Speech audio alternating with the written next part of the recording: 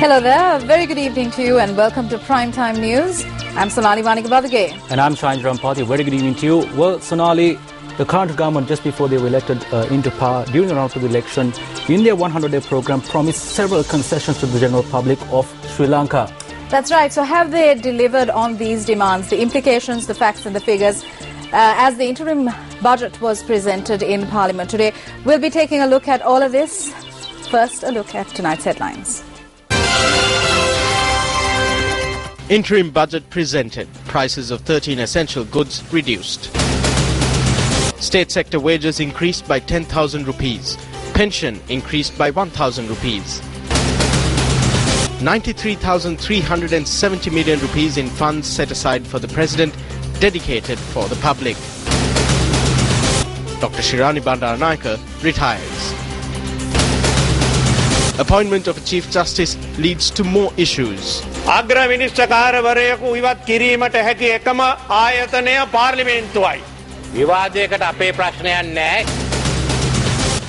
Collecting of funds in schools in an improper manner to be prohibited.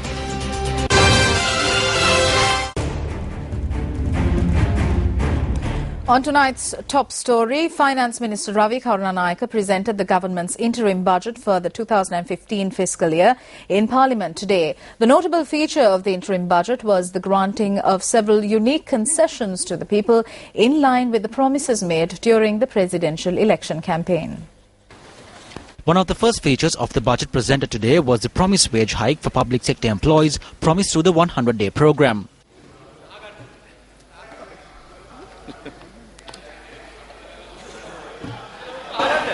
Within the 100-day revolution program, we promised the public servants in the country that we increase their salaries by 10,000 rupees per month, and initially 5,000 rupees will be provided in February 2015. They will get the balance in June 2015, thus honouring the promise made by us. I wish to make an earnest request and a humble appeal to all private sector employees to assist the government in national reconciliation by ensuring compliance. We urge the private sector to consider an increase of 2,500 rupees per employee per month. සේවකගේ මාසික වැටුප රුපියල් 2500කින් වැඩි කිරීම සලකා බලන ලෙස පුද්ගල අංශය ඉතාමත් ඕනකමින් ඉල්ලා සිටිමි මේ. The budget also proposes to increase the wage of pensioners by 1,000 rupees from April. The budget also proposes to increase the Samurdhi benefit by 200% from April and to increase the interest rate for senior citizens with deposits of up to 1 million rupees to 15%. As per the promises made in the 100-day program, it has been proposed to provide pregnant mothers with an allowance of 20,000 rupees for their nutritional needs. It has also been decided to waive advances to farmers from commercial banks up to a maximum of 100,000 rupees by 50%. The budget also proposes a guaranteed price of 50 rupees per kilogram for paddy. The proposed guaranteed price for a kilogram of potatoes is 80 rupees. The budget also proposes guaranteed prices of 80 rupees per kilogram of tea and 350 rupees per kilogram of rubber. No change has been made to the fertilizer subsidy, while it has been proposed to provide concessions for farmers purchasing hand tractors. The budget also proposes a 10 rupee increase to the guaranteed price for a litre of fresh milk from the 1st of June. The proposal to increase the decentralised funds of MPs was subject to the praise of almost all MPs in the chamber today. The Finance Minister proposed to increase the decentralised funds of MPs from 5 million rupees to 10 million rupees. The Finance Minister also noted that the diatricular exhibition would be halted and that 1 billion rupees would be allocated for developments. It was also stated that fund allocations for the health sector would be increased to 3% of GDP, while the outpatient departments of all hospitals would be opened 24 hours of the day. While the budget also drew attention to kidney patients, it was proposed to allocate 2 billion rupees for kidney patients from 2015, while the Finance Minister made an appeal while presenting the budget for people to support this endeavour. It has also been proposed to gradually increase the allocation for education to 6% of GDP. The Mahapolo scholarship is proposed to increase to 5,000 rupees. The price of kerosene has also been reduced further to 59 rupees a litre effective today.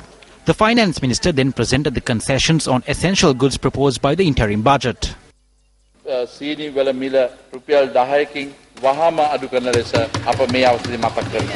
කිරිපිටි We wish to note that the price of sugar will be reduced by 10 rupees per kilo effective immediately. The maximum retail price for a 400-gram packet of milk powder will be reduced to 325 rupees. The price of a 400-gram tin of Sastajan will be reduced by 100 rupees.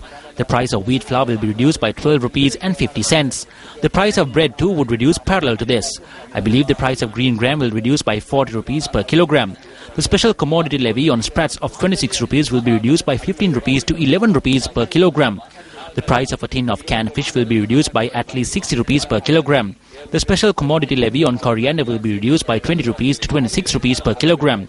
The levy on coriander, both crushed or ground, has been reduced by 150 rupees to 52 rupees per kilogram from 202 rupees per kilogram. The levy on black gram will be reduced from 110 rupees per kilogram to 60 rupees per kilogram. The levy on moldy fish will be reduced by 200 rupees to 102 rupees per kilogram. The levy on turmeric will be reduced by 100 rupees. The levy on chilies will be reduced by 25 rupees.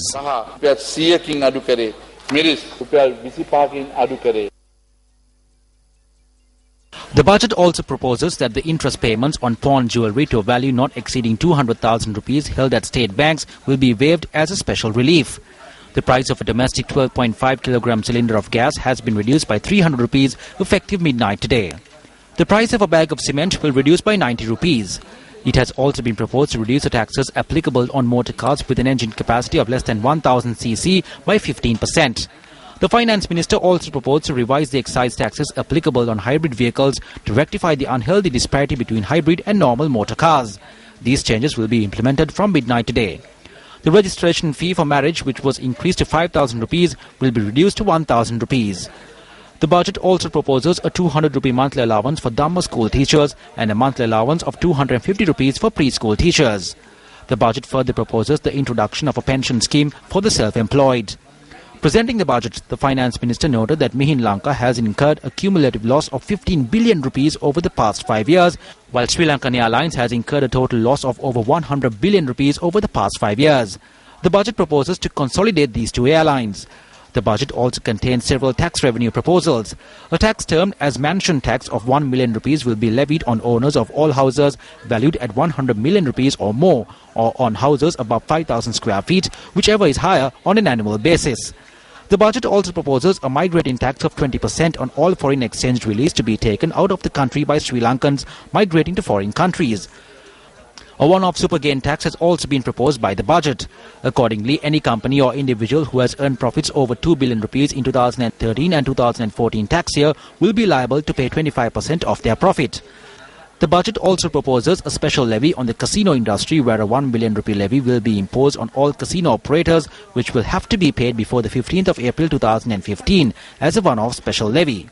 Under the special levy on bars and taverns proposed by the budget, a special levy of 250,000 rupees will be imposed per tavern or liquor sales outlet, which will be a one-off payment.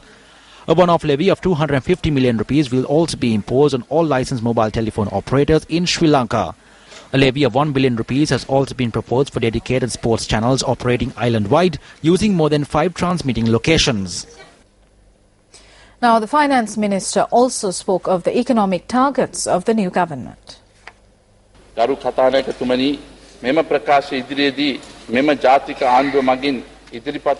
Honourable Speaker, this statement will be a forerunner for many more budget presentations in the future by this national government.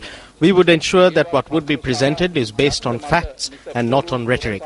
We could say that there are many economic assassins who ensured that a select few will enjoy and pillage the wealth of this nation while a majority will suffer. We need to reallocate resources to newly created ministries and seek the approval of Parliament to formalise the new structure. The original budget 2015 expected total revenue of 1,594 billion rupees. The actual deficit is far bigger than what had been made public. Total government debt is 8,817 billion rupees.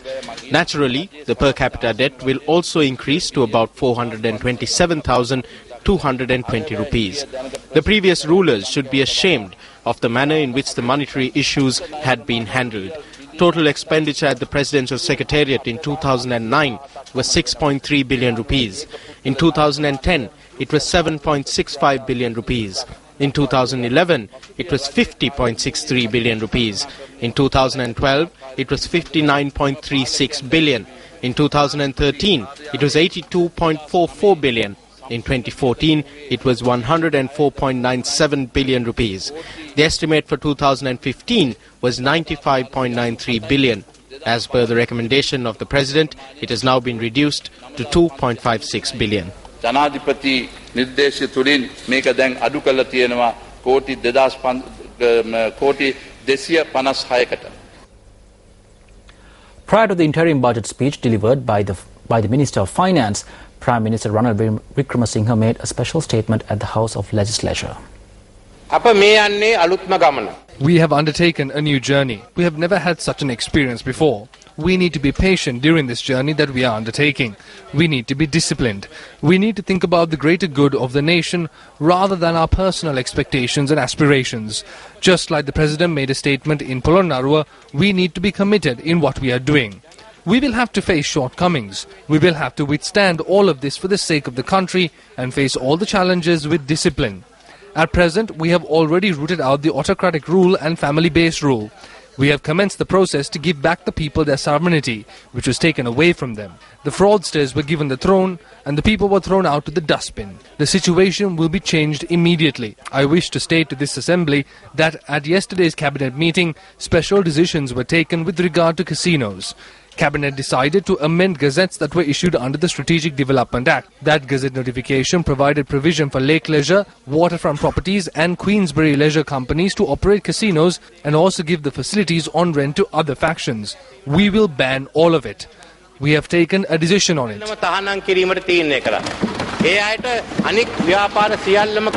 They can carry on all their other activities and get the tax concession. That has not been reduced. We commenced our work on the 16th.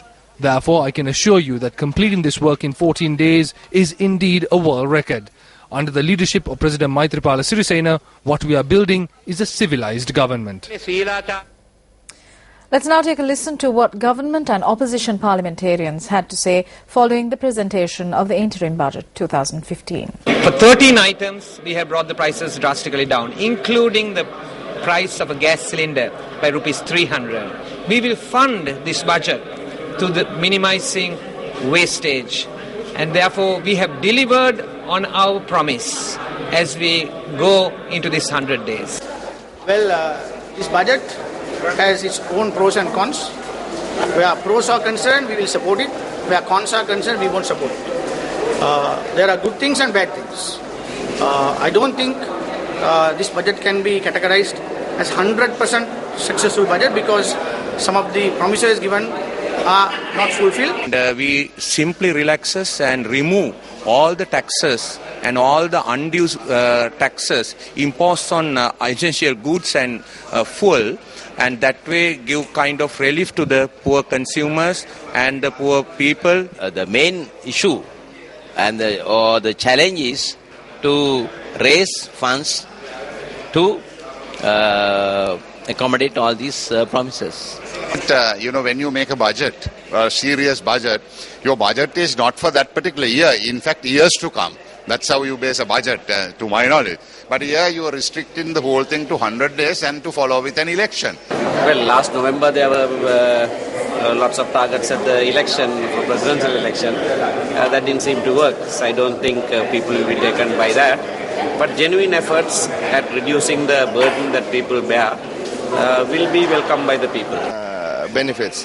What we have done is we have increased taxes from those who need to pay taxes. For instance, all the casino operators will have to dish out 1 billion rupees more per casino, and that money we will use for the benefit of the people. We have also increased taxes on super profits.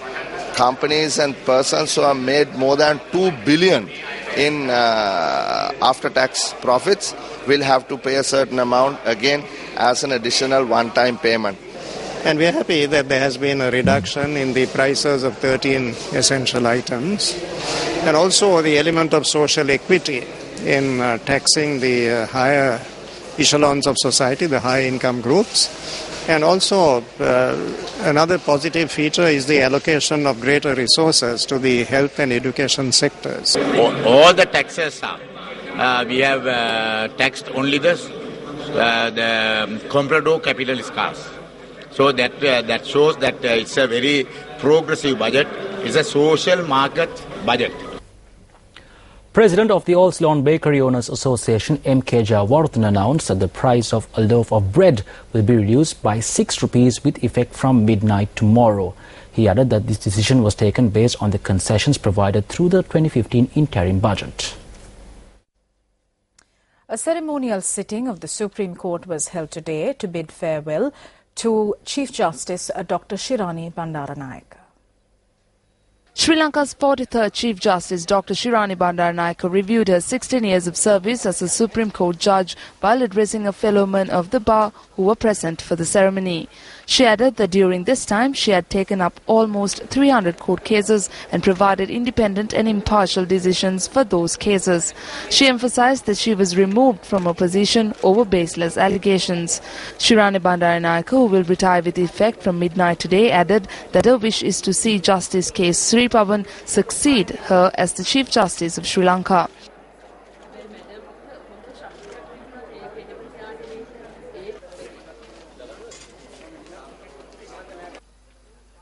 Later, the Chief Justice arrived at the Law College. The visit was made based on a request by the students of the college.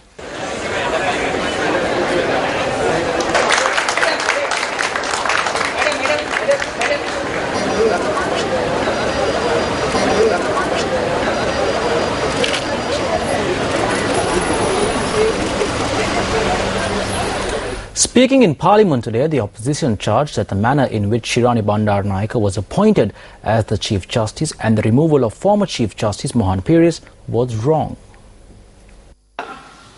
The Parliament is the only entity that can remove a Chief Justice from his position. That is the supreme power of the Parliament. It has been clearly defined by the Speaker of the House that this power cannot be taken over by anyone. This is a sad incident that has taken place in the history of Parliament. Lanka Parliament itihase itama sochaniya avasthawa sochaniya avasthawa me bawa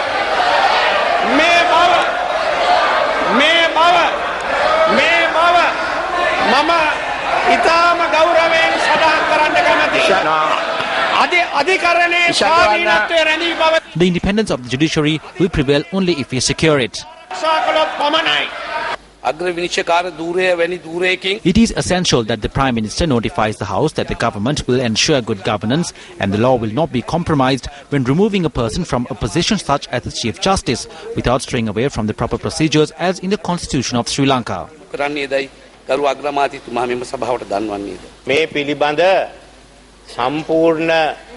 I will make a complete statement on this tomorrow. The party leaders can convene and have a discussion subsequent to this. We have no problem with the debate. Party leaders could then discuss how they will hold this debate. The constitution has not been violated and no one has been removed.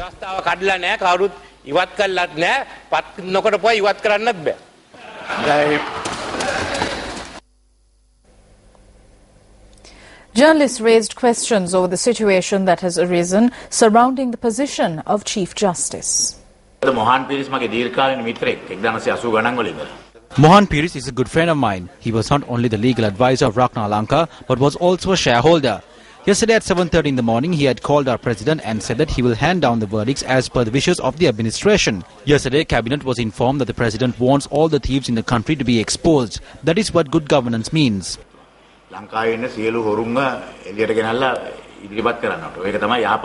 Journalists also raised questions over the next Chief Justice. I believe the most senior justice will be appointed as the Chief Justice, not on a presidential directive. This happens on seniority. One will be appointed as Chief Justice after some time. On the 4th of February, the new Chief Justice will be appointed.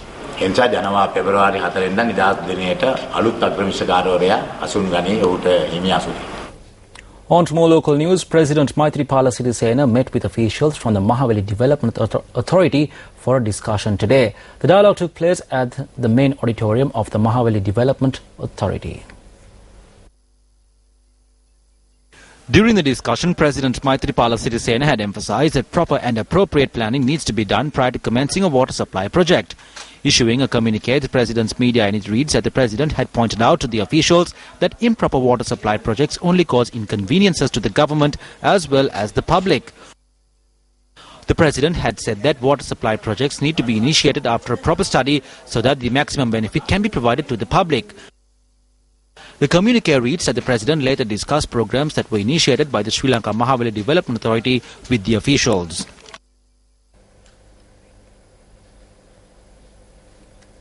United National Party parliamentarian Palitha Thevarapperuma was returned to remand custody until the 2nd of February after being produced before the Mathugama Magistrates Court today.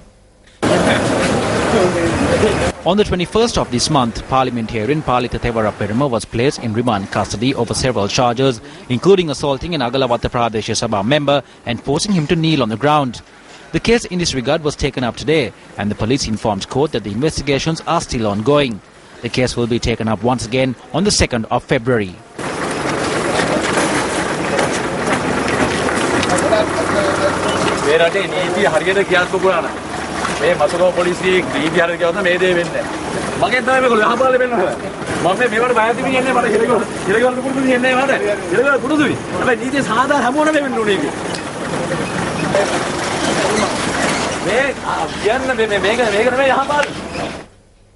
Shyamali Gunawardena, wife of former Deputy Inspector General of Police Vas Gunawardena, convened a media briefing today. Here are some of the views that were expressed there.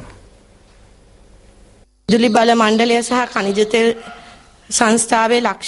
husband brought to light almost 20 million rupees worth of fraudulent activities at the Electricity Board and Petroleum Corporation. He also has with him information that has been concealed regarding these frauds. In the case of the murder in Gampa of an individual known as my husband also has information that was concealed regarding the murder investigation that was halted due to political involvement. Investigations into the incident where police officers of the Gampa district were made to kneel by the mayor were also brought to a halt when senior officials of the police force became involved and due to political influence. The reason they wanted revenge from my husband is because of all these things. My husband is the one who is responsible for the apprehension of the criminal involved in the Kawatha murder, thereby making lives for all women in the area safer. He is the one who put an end to the terror in Galle. During his time with the CCD, when he came forward to put an end to brothels, drug operations and underworld activities, false allegations were made against our entire family and we were falsely connected to an incident involving an individual by the name of and there too the problems were stopped in a conspiratorial way. During the last few days, our lives have been threatened. My house was bombed. They tried to bomb and kill me. I complained. However, the police have not investigated any of it.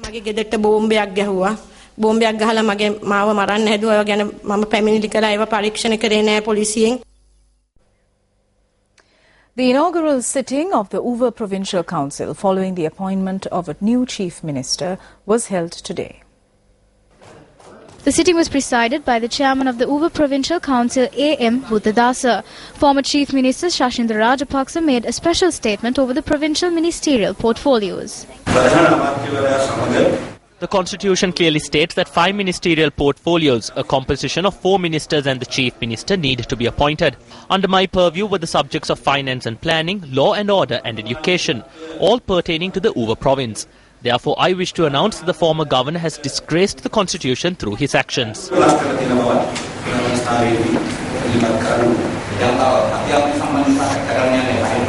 When it comes to an issue pertaining to education, are the people to take their grievances to Chief Minister Harin Fernando or Provincial Education Minister Shashindra Rajapaksa? This needs to be resolved. Who is the opposition and who is the government? Has Harin Fernando crossed over to the alliance or has the alliance joined forces with Harin Fernando? What is all this?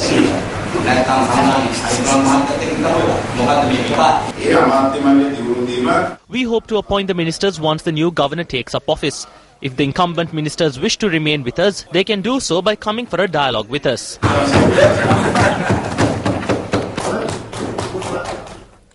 The Ministry of Education today decided to ban the improper charging of money from students at public schools. The circular announcing the decision was issued to all school principals today. Fees that are charged by school development committees, past pupils associations, batch associations and welfare associations must be halted. Accordingly, principals will only be able to charge money and issue official coupons for facilities fees and essential school expenditure. The circular also calls on principals to ensure that students not be pressured into paying school services fees and that they not be subject to physical or mental stress. If students unable to pay school services fees possess a certificate from the Gram Manaladari confirming their inability to make payments, then those students must be released from such fees. Under the new circular, schools are not permitted to make any changes to school buildings or undertake construction of new buildings and will only be able to maintain existing buildings. The AntiCorruption Front lodged a complaint with the Commission to investigate allegations of bribery or corruption today. The complaint cites evidence of transactions between two state officials and the Board of Directors of the Development Lotteries Board, transactions of the Employees Trust Fund as well as the transactions of a former monitoring MP. Subsequently, the Anti-Corruption Front convened a media briefing. We have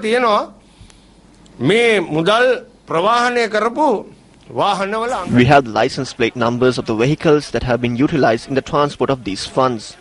On the 25th of September 2013, a jeep with the license plates reading WPMI 4680 transported 4 A4 size cardboard boxes full of money. On the 9th of November 2013 at 9:50 p.m, 5 A4 sized cardboard boxes were transported by a vehicle bearing license plate number KL1824. 2 gunny bags full of money were transported in a Benz bearing plate number KM1424 on the 20th of November 2013. Another big bag of money was reportedly transported from Temple Trees on the 19th of February 2014 in a vehicle with license plate number 301-9651. The same vehicle transported a large bag of money on the 26th of February 2014. Additionally, on the 28th of February last year, 2 large bags of money were transported by the vehicles whose license plate number has been mentioned above. On the 3rd of March 2014, 6 boxes of money worth millions was transported at around 8 p.m. These are accurate facts. Million වලින් සටහන් කරන ලද මුදල් බහලු පෙට්ටි 6ක් අරගෙන ගිහිල්ලා තියෙනවා. මේවා ඉතාම නිශ්චිත කරුණු. Now, earlier we reported to you that the Ministry of Education has decided to ban the improper charging of money from students at public schools. Now, this circular announcing the decision was issued to all school principals today. Now, this newly issued circular by the Education Minister was condemned by the Frontline Socialist Party at a media briefing which was held today. Now, what is this minister suggesting? He is not suggesting the reduction of additional fees charged in schools. He is saying that the unnecessary costs borne in the schools should be banned. Then the government needs to tell us what is necessary and not necessary. It has been mentioned in the cover of the circular that no charges will be borne within the school. But the charging of fees has been legalized in the context of the circular. Leader of the Frontline Socialist Party, Kumar Gunaratnam, was questioned by the Department of Immigration and Emigration once again today. The Frontline Socialist Party announced that Gunaratnam was instructed to appear before the Department of Immigration and Emigration again tomorrow.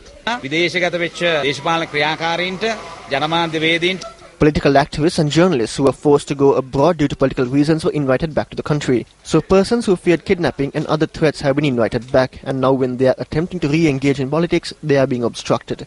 This is the good governance that we are facing today. Speaking at the media briefing on cabinet decisions today, Minister Rajitha Senaratne expressed the following views. ජනාධිපති අරමුදලෙන් තමයි තමුන්නාන්සලගේ ශල්‍ය කර්මයට පිළිකා රෝගයට ඇති මේ සියලුම රෝගවලට දුන්නේ. දැන් පහුගිය කාලේ ශල්‍ය නැතුව තියුණා. Funds for cancer treatment were provided to you by the President's Fund. In the past, the President's Fund suffered losses. Only 100,000 was given for a single surgery. But 5 million was spent on musical shows and about 500 million on car races. Yesterday, the President stated that if he had played LA, he would have remained in the government for another 2 to 3 years. We have decided to use the race course for all the sports and not only for rugby. Rugby has been turned into national sport in the recent past. Likewise, foreign citizenship has been provided to 2 of the past rugby players. Now we are reviewing as to whether these players are important. What is the situation of our youth? We really don't know as to why around 100 of them were given citizenship. They are stoning camps to instill fear that the LTTE have re-emerged. The government could be defeated by April. There are 400 soldiers within the army itself who are being trained. This brigadier was in charge of these white vans. The colonel has been acting as the chief security officer of the defense secretary.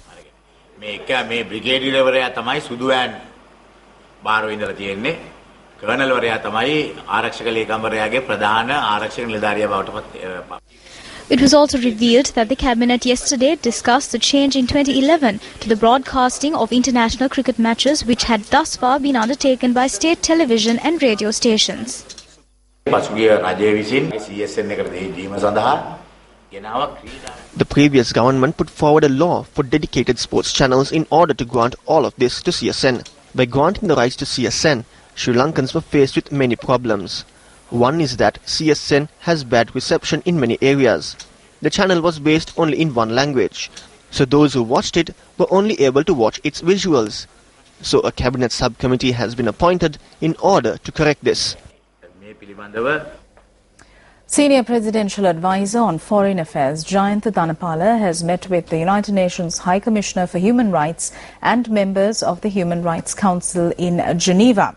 Now, issuing a statement, the permanent mission of Sri Lanka to the UN in Geneva said that it met the High Commissioner for Human Rights, Zaid Ra'ad Al Hussein, President of the Human Rights Council, Joaquin Roca, as well as all members of the Human Rights Council in groups. The statement adds that Dhanapala had categorized his visit as an exploratory visit, had briefed the Human Rights Council on the policies of the newly elected President Maithripala Sirisena and his government, and in that context sought a constructive engagement with the High Commissioner and the Human Rights Council in terms of the manifesto and the 100-day program of the new government. The statement goes on to read that both sides had agreed to continue with the dialogue. 3 women from the same family have been killed in a motor accident in Bangala Dompe. A Newsfirst reporter captured these images of the aftermath of the accident. 2 others were injured in the collision involving a 3-wheeler and a lorry. The police say that the deceased, a mother, daughter and daughter-in-law, were critically injured in the accident and passed away shortly after admission to the Dompe hospital. The father and son have been transferred to the National Hospital.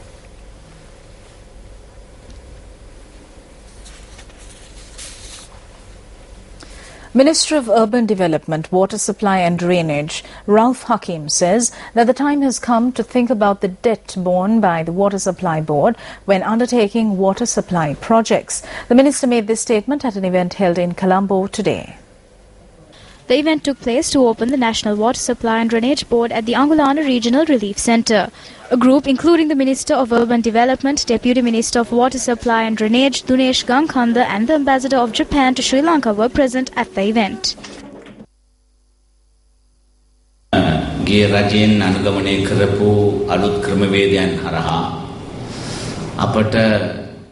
We have come across certain issues in receiving grants and using methods put forward by the former government. Issues have arisen when water supply and drainage projects of the board are undertaken due to debt problems. So we have to take steps in this regard very intelligently.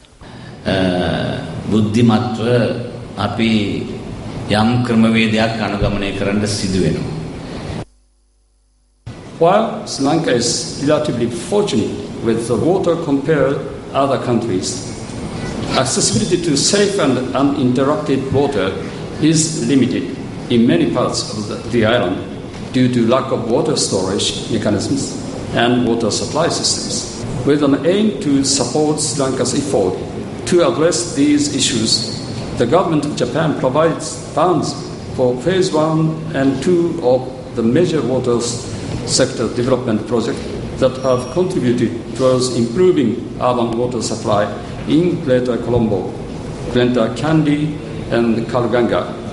In addition, the government of Japan extends its support further for Anuradhapura North Water Supply Project and for rehabilitation of Kilinoch Water Supply Project.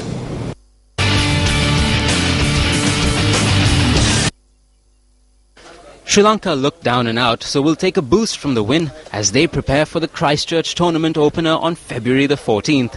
With skipper Angelo Matthews, Lasith Malinga and Rangana Hera to return, they take on a more formidable look. Sangakkara was outstanding again, his unbeaten 113 off 105 balls hauling Sri Lanka up with little support from his middle order. It was his 21st century and he swept past Sanath Jayasurya's mark of 13,364 as his country's highest ODI run scorer. Sri Lanka were well set on 175 for 1 in the 33rd over, with Dilshan eyeing his third ton of the series. New Zealand's familiar blueprint of attack and cripple with their quicks between overs 30 and 40 finally put them in the contest. New Zealand were under pressure throughout their chase as Sri Lanka's quicks again started well. The required rate got below 8 before Ronchi was skittled by a gem from Nuwan Kulasekara. 8 balls later, Vittori was gone, fooled by spin, and the fight back had fizzled. Staying in the game, the ICC board has reinstated the use of a super over in the event of a tie in the ICC Cricket World Cup 2015 final. Initially, the ICC had decided not to use the super over at the 2015 ICC Cricket World Cup. The reinstatement replicates the arrangements for the ICC Cricket World Cup 2011 final and other recent ICC events where a winner will be determined on the day of the final, and a super over was the most credible way to separate the two sides. The ICC board also approved a change to the application of the ICC Code of Conduct offences relating to slow over rates in ICC events, so that captains do not carry any prior minor over rate offence strikes or over rate suspensions from other series into an ICC event. This approval means all captains will enter the ICC Cricket World Cup 2015 with no over-rate strikes against their names, and they will only be suspended from playing in an ICC Cricket World Cup 2015 match if over-rate offences are committed during the event. Any over-rate strikes incurred prior to the ICC Cricket World Cup 2015 will be carried forward to the first bilateral series after the event. From cricket to rugby, the Sri Lanka Rugby Football Union has acquiesced to a request made by the Hambantota Sharks and CHNFC to withdraw from the Interclub Rugby League. SLRFU Secretary Nalin De Silva said that the governing body had also decided to grant players from both teams the opportunity to play for other teams for the remainder of the season. The SLRFU Secretary added that they had also decided to prepare the fixtures for the remainder of the season in a manner that would not cause an injustice to any of the teams.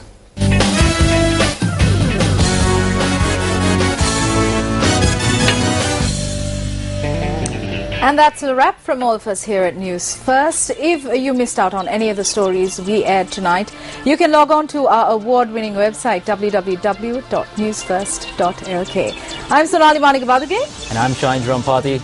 Good night and take care.